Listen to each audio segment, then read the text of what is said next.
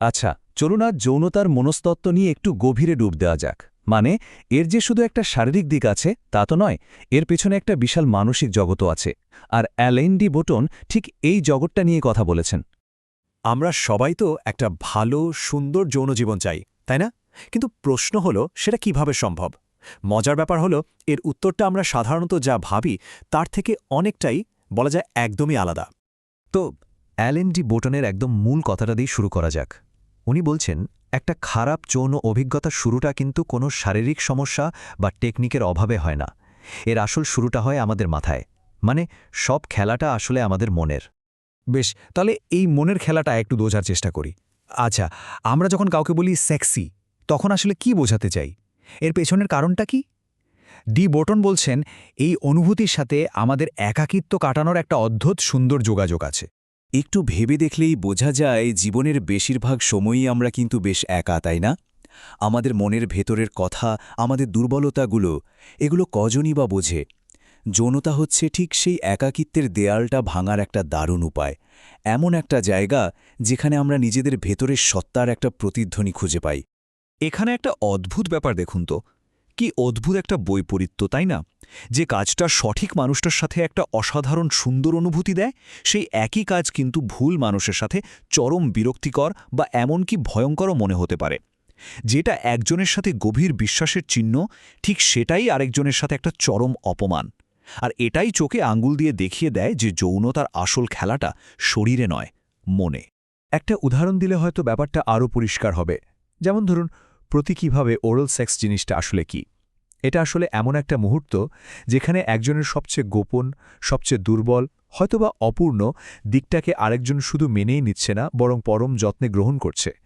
আর এর মধ্যে দিয়েই একজন মানুষ অনুভব করে যে তাকে তার সবটা মিলিয়ে সমস্ত খুদশুদ্ধ ভালোবাসা হচ্ছে। এটা শুনতে হয়তো একটু অদ্ভুত লাগতে পারে, কিন্তু সম্পর্কের মধ্যে খুনসুটি করে একে অপরকে আঁচড় দেওয়া বা চুল ধরে আলতো টান দেওয়া, এই কাজগুলো আসলে গভীর বিশ্বাসের একটা চিহ্ন। ভাবছেন কেন?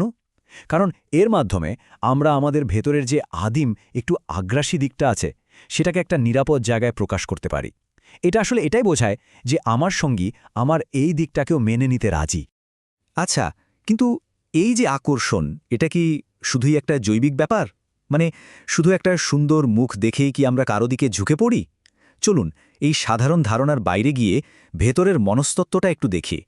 একটা নিখুঁত প্রতিসম মুখী কি সব?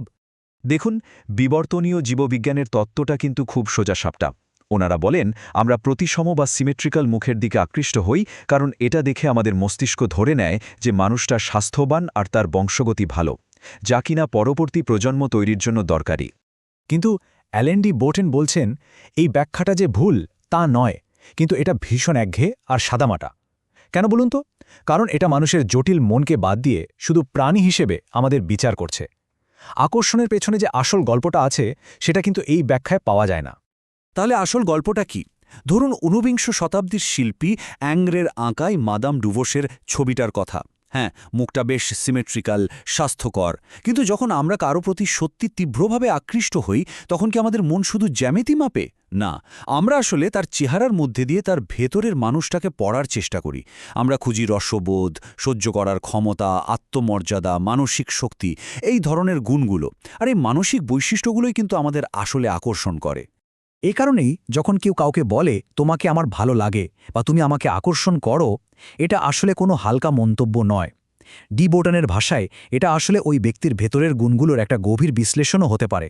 আর একবার ভাবুন তো, আকর্ষণ যদি শুধুই একটা বায়োলজিক্যাল ব্যাপার হতো, তাহলে তো পৃথিবীর সবাই একই সুপার মডেল বা একই অভিনেতার প্রেমে পড়ত, তাই না? কিন্তু তেমনটা তো হয় না।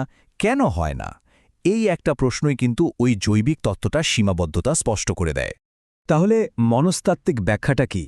খুব সহজ ভাষায় বললে, আমরা প্রায় সেই মানুষগুলোর দিকে টানি যাদের মধ্যে এমন কিছু গুণ থাকে যা আমাদের নিজেদের জীবনে বা চরিত্রে একটু কম আছে।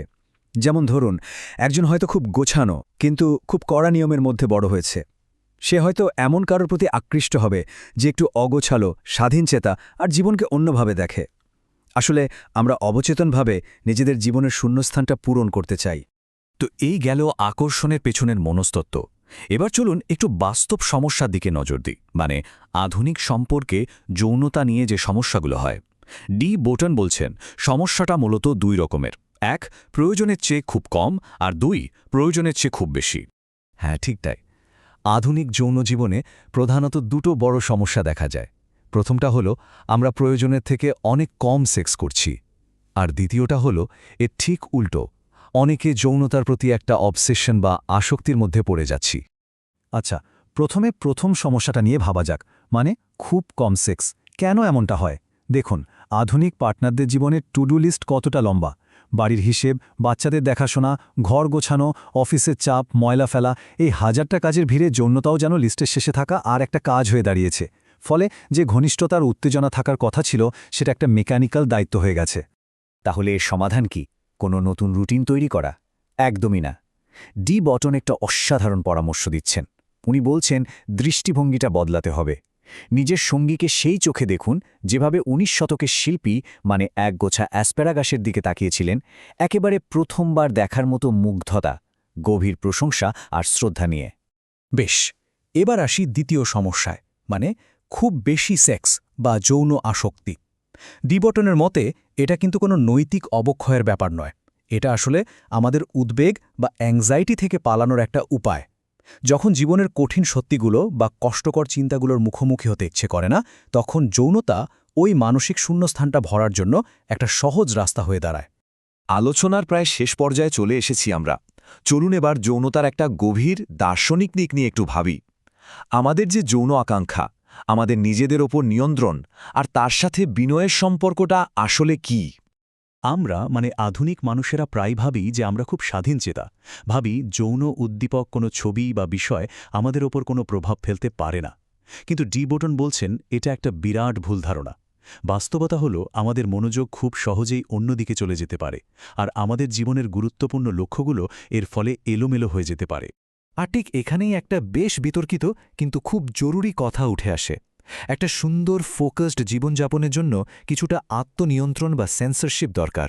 না, এটা কোনো পুরনো ভিক্টোরিয়ান যুগের কথা নয়। এই আধুনিক যুগে ভালোভাবে বাঁচার জন্য হয়তো আমাদের সবারই এটা প্রয়োজন। সবশেষে এই যৌনাকাঙ্ক্ষাকে শুধু একটা সমস্যা হিসেবে না দেখে অন্যভাবেও কিন্তু দেখা যায়। একবার ভাবুন তো, এই প্রবৃত্তিটা যদি আমাদের মধ্যে না থাকতো, তাহলে আমরা হয়তো সবাই খুব বেশি যুক্তিবাদী, খুব বেশি পরিণত আর ভীষণ অহংকারী হয়ে যেতাম। এই আকাঙ্ক্ষাই কিন্তু আমাদের বারবার মনে করিয়ে দেয় যে আমরা আসলে কেউই নিখুঁত নই। আমাদের সবার ভেতরেই একটা খামখেয়ালি, অদ্ভুত আর অপূর্ণ সত্তা বাস করে। তাহলে চলুন এই আলোচনাটা একটা প্রশ্ন দিয়ে শেষ করা যাক। কি হবে যদি যৌনতার আসল উদ্দেশ্যটা শুধু শারীরিক আনন্দ না হয়? কি হবে যদি এর সবচেয়ে বড় কাজটা হয় আমাদের এটা মনে করিয়ে দেওয়া যে নিজেকে সবসময় অতটা সিরিয়াসলি নেওয়ার কিছু নেই?